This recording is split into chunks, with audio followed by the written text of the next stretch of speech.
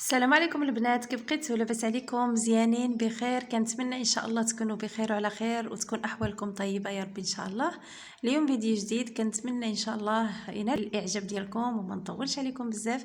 اليوم مشينا للمرجان، عملنا واحد الدوره في مرجان، شفنا شنو كاين. يعني نتوما عارفين دابا راه قرب راس العام، كيعدلوا تخفيضات مزيونين. كاين الحاجات اللي عاملين فيها التخفيض، وكاين الحاجات يعني اللي مازال في الاثمنه ديالها.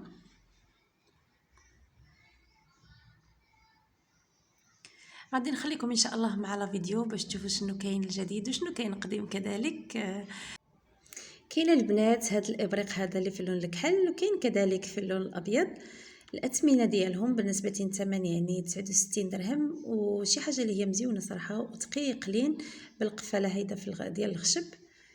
شي حاجه مزيونه.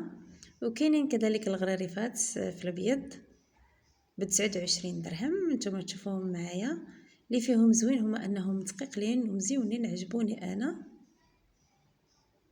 هذا هما الغراريفات، كبيبرين شي شويه يعني ماشي ديك ستيتوين. يلا البنات غادي نخليكم مع لا فيديو، كنتمنى ان شاء الله ينال الاعجاب ديالكم، ونحاول انني كما قلت لكم في البدايه ما نطولش عليكم بزاف، وفرجه ممتعه.